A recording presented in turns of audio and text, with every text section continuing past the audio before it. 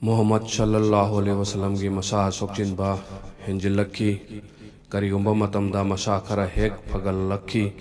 amuka hek sonthaki masa khara nungairapaga makhongda mapangal hek lakpaga mahak masjid ta chali musalman singi imam oiki mahakna aroibe imam oikheba namas adudi maghrib ki namas ni numit adugi esagi matam yauraklami hangla e namas lep prabra mahaki loina masing hari nahaku ngaijari Muhammad samna kon amada ising porakna baharami iru jarami mahak hagot papamlami adu wanthakirami ngahak leraga gyan taraki hangla e namas lep krabra loina basing hari nahaku ngaijari Muhammad samna amuk iru jaki aduga namas ki damak chat papamki amukka wanthaki ngahak leraga gyan taraki hangla e namas lep krabra hanage pakum adumak phangki huzur nahak pu ngaijari masada ising chaisin jaki hogot na bohonaki amukka wanthaki handak amuk gyan tarak padadi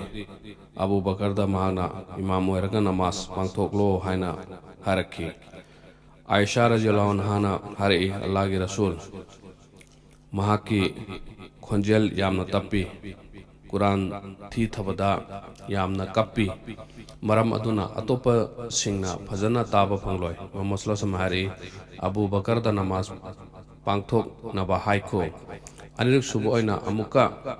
hanna hanagi wafam adu Aisha radhiyallahu anha hari matam asida Muhammad sallallahu alaihi masa nungai taba aduna hinjilaktuna olang onchauna rami amuka asawabagaloina na khonjel wang hari Abu Bakar da namas pangthoklo haiko Abu Bakar radhiyallahu anhu na yathang inki asum tawduna mahakna namas pangthoki Allah gi rasul na leiringeda Abu Bakar na namas matam taraga taret pangthoki Muhammad sallallahu alaihi wasallam sidringai numit nini gi mamangda masa khara nungairaki Fajargi matamni Muhammad sallallahu alaihi wasallam irujaki phi hongdoki makokta phi amana punchilaga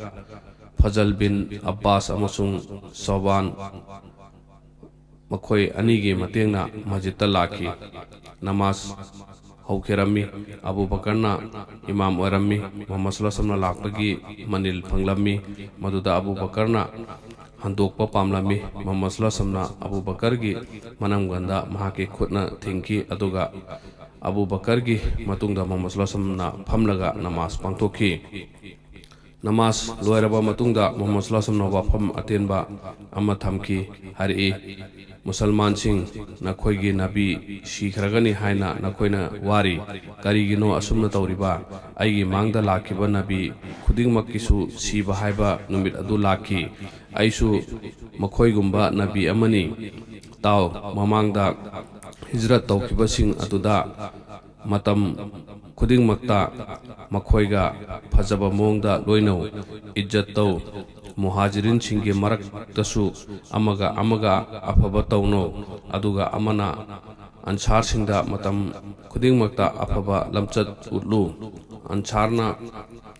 afaba tawraklabadi nakhoisu afaba taw makhoina afaba tawraktrabadi nakhoina usinarunu taidu Muhammad sallallahu alaihi wasallam hari isam chamba musalman singi masing hengatuna laigani adubo ansardi chakta thumgi chang adugumna lehogani musalman sing makhoina tawgadaba sing adu tawkhre hujik tawgadabadi nakhoigi nathawni aigi tungda musalman singi manungda khalifa warakadaba sing adugi matangdani madudi khalifa na haiba illu amuka Muhammad sallallahu alaihi wasallam hari musalman sing aina makhoida halal tawkrabani hairiba sing aduda alana halal tawkraba sing aduda aduga alana haram tawkraba sing adu khaktani aina haram tawwasu musalman sing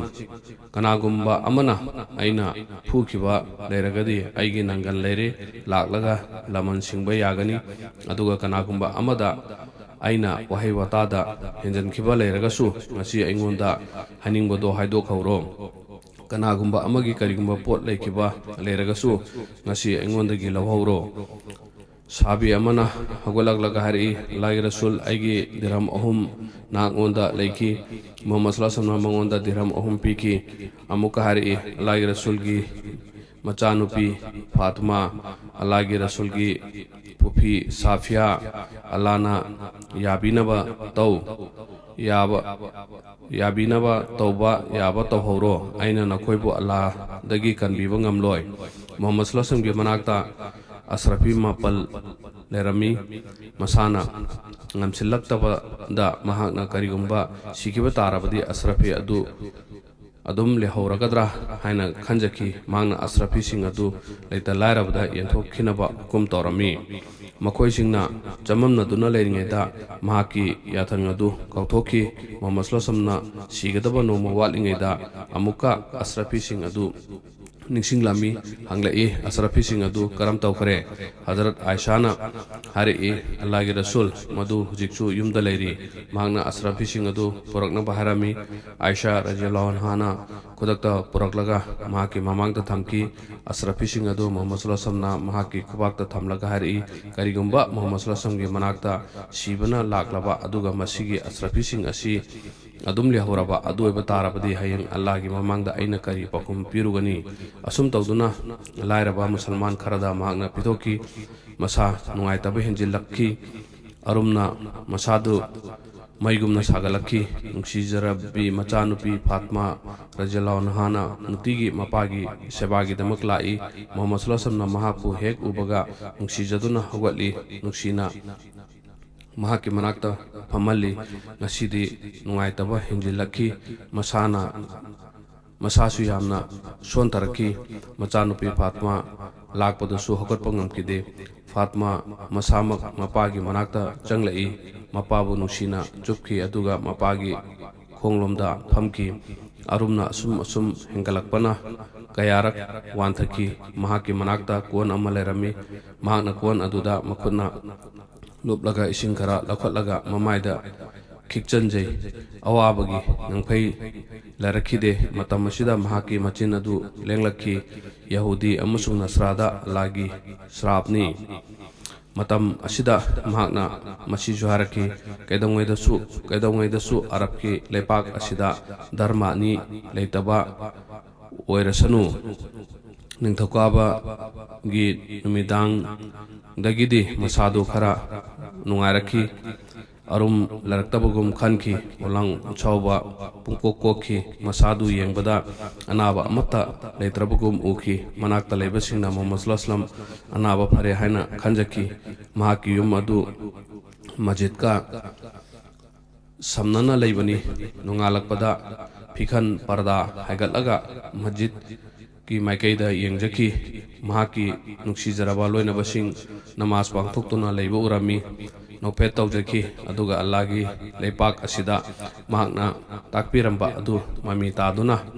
Allahu ningsingduna lehoragani haina khanjaki Allahgi Rasulgi yumgi fikhan parda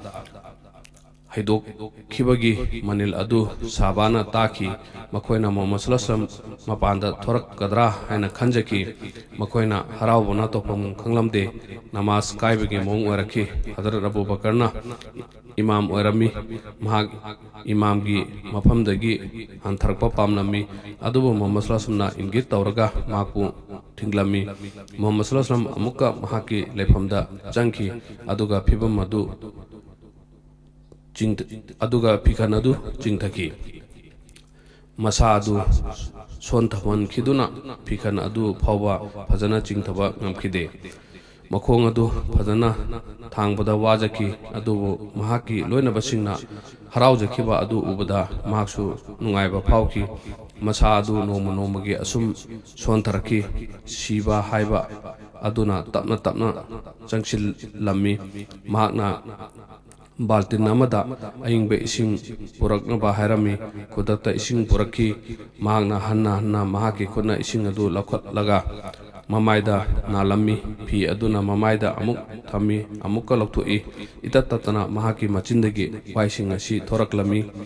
Allahumma a'inni ala tahammuli sakaratil maut हो अल्लाह शिरमदाई सकरात की अवाब असी यांगहनबियु नुंसीजरबा मपागी अवाब असी उजबदा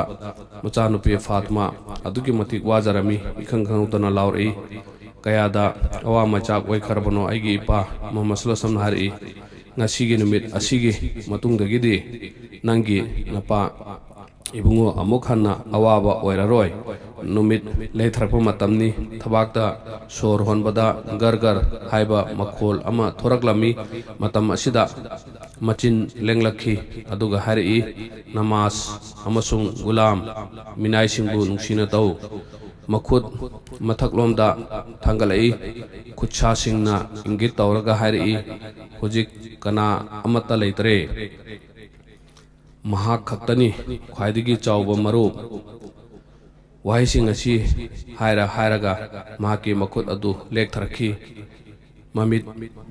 उइसिन की अदुगा सेंगलबा महाकी थवाय अदु मपु महाकी माइकैदा चतखी निंथौकाबगी नुमितनी रबिउल की तरानी थोइनी पानबा नुमितनी हिजरत की चही तरा माथोय सुरकपनी महाकी लोइनबा सिंगिदी ताइबंगपाल असी पुम्मम हमसिनखिबगा चप मानरमी इन्ना लिल्लाहि व इन्ना इलैहि राजिऊन मतम असिदा मोहम्मद सल्लल्लाहु अलैहि वसल्लम की चही हुंफु हुमदोय सुखी।